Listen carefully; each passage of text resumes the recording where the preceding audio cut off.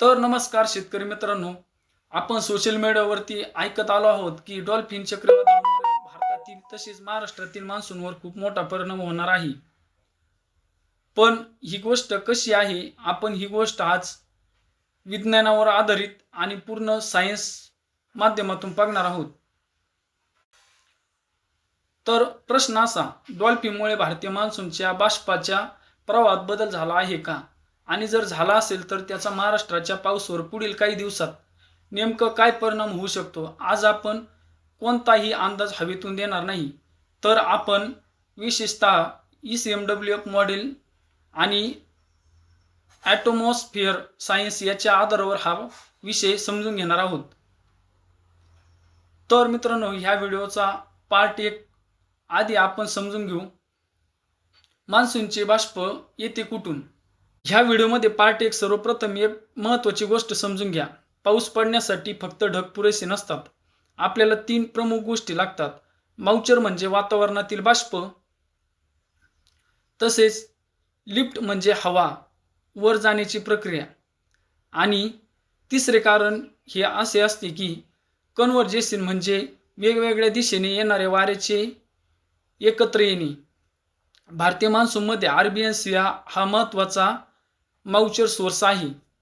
संशोधनानुसार भारतीय मान्सूनचा अनेक टप्प्यामध्ये, विशेषतः अरेबियन सी प्रदेश हा भारतासाठी महत्त्वाचा आर्द्रता स्रोत आहे. म्हणजेच अरबी समुद्रातून येणारे दक्षिण पश्चिम मान्सून वारे महाराष्ट्रासाठी फक्त एक वारा, ते समुद्रातील प्रचंड प्रमाणातील जलबाष्प घेऊन येतात आणि हेच बाष्प वेस्टर्न जेस्ट वर पोचल्यानंतर वर ढकलले जाते. तिथे कंडेन्शन होते, ढग तयार होतात आणि पाऊस पडतो. आता दुसरा भाग, लो प्रेशर म्हणजे फक्त कमी दाबाचा गोल डाग नाही, त्याभोवती हवा फिरते आणि मोठ्या प्रमाणावर ॲटमॉस्फेरिक सर्क्युलेशन तयार होते. लो प्रेशर सिस्टीम जर बंगालच्या उपसागरात तयार झाले आणि पश्चिम किंवा वायव्य दिशेने सरकले, तर त्याच्याबरोबर माउचर आणि कन्व्हर्जेशनचाही पट्टा पुढे सरकू शकतो. भारतीय मान्सूनच्या अभ्यासात बाय ऑफ बंगालमधून पश्चिमेकडे सरकणाऱ्या सिस्टीमचा मध्य भारत आणि पश्चिम भारतातील पावसाशी संबंध आढळला जातो.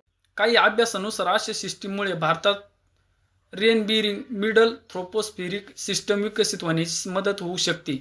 म्हणूनच बंगालच्या लो प्रेशर महाराष्ट्रासाठी खूप महत्त्वाचा असतो, कारण तो फक्त बंगालमध्ये पाऊस देत नाही, तर त्याच्या सर्क्युलेशन प्रवाह पुढे मध्य भारतापर्यंत पोहोचू शकतो.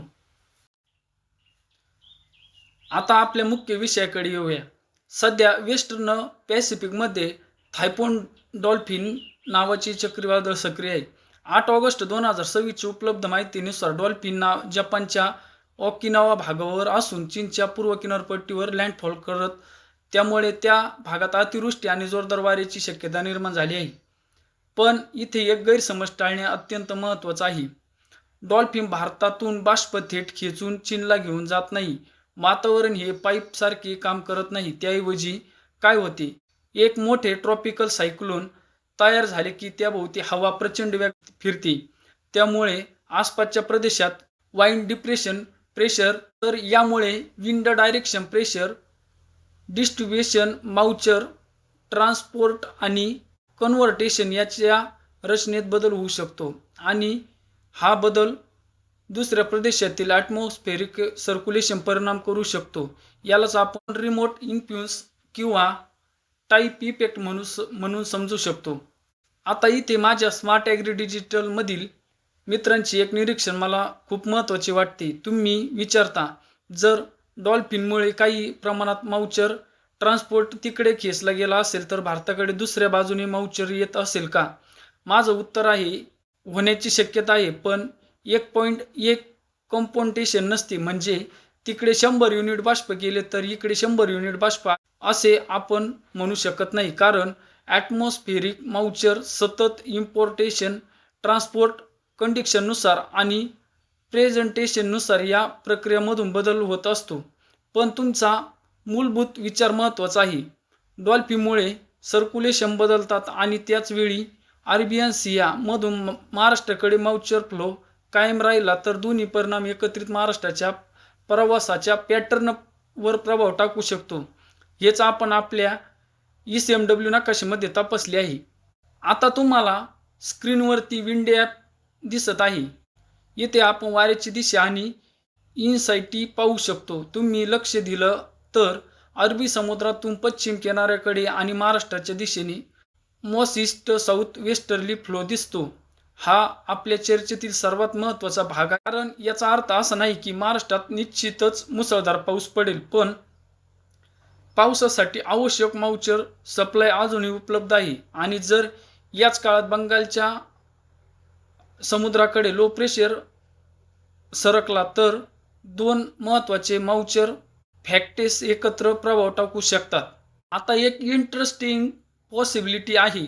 समजा अरेबियन सीचा महाराष्ट्राकडे ईस्ट साऊथ वेस्टर्ली फ्लो आणि बाय ऑफ बंगाल मध्य भारताकडून मॉइश्चर बिरिंग फ्लो दोन्ही कायम राहिले तर मध्य भारत आणि महाराष्ट्राच्या आसपास वातावरण मॉइश्चर कन्व्हर्टेशन वाढू शकते. कन्व्हर्जेशन म्हणजे काय? वेगवेगळ्या दिशेने येणारी हवा एका भागात एकत्र आली की त्या हवेला वरच्या दिशेने जाण्याची प्रवृत्ती वाढते आणि वर जाणारी ओलसर हवा थंड होती. वेदर व्हॅपोर कंडेन्सेशन होते, ढगाची वाढ होते आणि सौम्य ॲटमॉस्फेरिक विजिबिलिटी असल्यास पावसाची तीव्रता वाढू शकते. पण त्यासाठी फक्त विंड ॲप पुरेसे नाही. आपल्याला pressure plus accumulation plus 850 HPA windy satellite कन्व्हर्टेशन पॅटर्न टेस्ट देखील पाहावा लागेल. मग महाराष्ट्रात पुढे काय परिणाम होऊ शकतो? आता आपल्या महाराष्ट्रात पुढे काय परिणाम होऊ शकतो? माझ्या सध्याच्या विश्लेषणानुसार 3 शक्यता आहेत. पहिली शक्यता, जर अरेबियन सीया मॉइश्चर फ्लो मजबूत राहिला आणि वेस्टर्न घाट्स जवळ कन्व्हर्टेशन वाढले तर कोकण आणि घाटमाथ्यावर पावसाची सक्रियता कायम राहू शकते. दुसरी शक्यता, जर बाय ऑफ बंगाल सिस्टीम पश्चिमकडे व्यवस्थित सरकला तर त्याचा मॉइश्चर आणि सर्क्युलेशन इफेक्ट मराठवाडा, विदर्भ आणि मध्य महाराष्ट्राच्या काही भागाकडे वाढू शकतो. तिसरी आणि महत्त्वाची शक्यता, जर दोन्ही मॉइश्चर स्ट्रीम्स योग्य ठिकाणी एकत्र आले आणि ॲटमॉस्फेरिक विजिबिलिटी वाढली तर महाराष्ट्रात पावसाची व्याप्ती वाढण्याची शक्यता निर्माण होऊ शकते.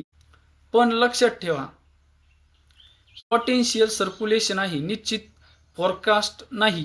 तर मग महाराष्ट्रात मोठा पाऊस होऊ शकतो का? इथे मी एक गोष्ट स्पष्ट सांगू इच्छितो. सोशल मीडियावरती कदाचित तुम्हाला असं ऐकायला भेटलं असेल, डॉल्फिनने बाष्प खेचून घेतले किंवा डॉल्फिनमुळे महाराष्ट्रात पाऊस थांबणार. दोन्ही वाक्ये खूपच सरळ आहेत.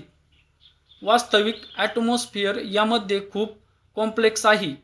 डॉल्फिनसारखी मोठी ट्रॉपिकल सिस्टम प्रेशर फील्ड बदलू शकते, विंड पॅटर्न बदलू शकते, मॉइश्चर ट्रान्सपोर्ट बदलू शकते आणि दुसऱ्या सर्क्युलेशनवर परिणाम करू शकते. पण महाराष्ट्रात पाऊस पडण्यासाठी शेवटी आपल्या लोकल आणि रिजिओनॉलिक ॲटमॉस्फिअर देखील अनुकूल लागतो. म्हणून माझ्या मते डॉल्फिन हा फॅक्टर आहे, महाराष्ट्राच्या पावसाचा एकमेव कारण नाही. आता माझं वैयक्तिक विश्लेषण सांगतो. मला सध्या सर्वात जास्त महत्त्वाची गोष्ट वाटते ती म्हणजे डॉल्फिनमुळे बदलणारे ॲटमॉस्फेरिक सर्क्युलेशन आणि त्याच वेळी अरेबियन सीयामधून सुरू असलेला मॉइश्चर फ्लो.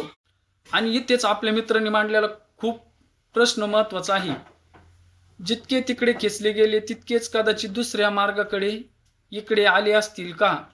माझ्या मते पूर्णपणे तितकेच आले असे म्हणता येणार नाही, पण सर्क्युलेशन बदलण्यामुळे मॉइश्चर फॅटवेसची पुनर्रचना होऊ शकते. जर Arabian sea, bay of Bengal दोन्ही बाजूने मॉइश्चर ट्रान्सपोर्ट योग्य वेळी महाराष्ट्राच्या आसपास एकत्र आले तर पावसासाठी वातावरण नक्कीच अधिक अनुकूल राहू शकते. तर मित्रांनो, आता पुढे काय पाहिजे? माझ्या मते पुढील 48 ते 72 तासात 5 गोष्टी सर्वात महत्त्वाच्या आहेत. पहिली, bay of Bengal low pressure कुठे जाते? दुसरी, त्याच सेंटर प्रेशर कमी होतो का? आणि तिसरी, अरेबियन सीया मॉइश्चर फ्लो महाराष्ट्राकडे किती मजबूत राहतो? चौथी, 850 HPA वर वाऱ्याची दिशा काय राहते? आणि पाचवी, रेन ॲक्युम्युलेशन आणि सॅटेलाइटमध्ये कन्व्हर्टेशन कुठे वाढते? या 5 गोष्टी एकाच दिशेने गेल्या तर महाराष्ट्रात पावसाचा पुढचा टप्पा अधिक सक्रिय होण्याची शक्यता वाढते. आणि फक्त एका नकाशावर विश्वास ठेवू नका. विंडी SMWF वरचे लेयर्स IMDचा अंदाज आणि सॅटेलाइट ऑब्झर्वेशन एकत्र आहे. शेतकरी बांधवांनो, हा व्हिडिओ तुम्हाला फक्त पाऊस किती पडेल सांगण्यासाठी नाही, पाऊस का पडतो, हवामानाच्या वेगवेगळ्या प्रणाली एकमेकांवर कसा परिणाम करतात आणि आपल्या महाराष्ट्रावर त्याचा परिणाम कसा होतो हे समजून घेण्यासाठी आहे. डॉल्फिनचा प्रभाव किती, बाय बंगाल लो प्रेशर कुठे जाणार आणि अरेबियन सिया माउचर महाराष्ट्रात किती साथ देणार. हा व्हिडिओ आवडला असेल तर लाईक करा, स्मार्ट ॲग्री डिजिटलला सबस्क्राईब करा आणि तुमच्या गावात सध्या पाऊस कसा आहे ते कमेंटमध्ये नक्की सांगा.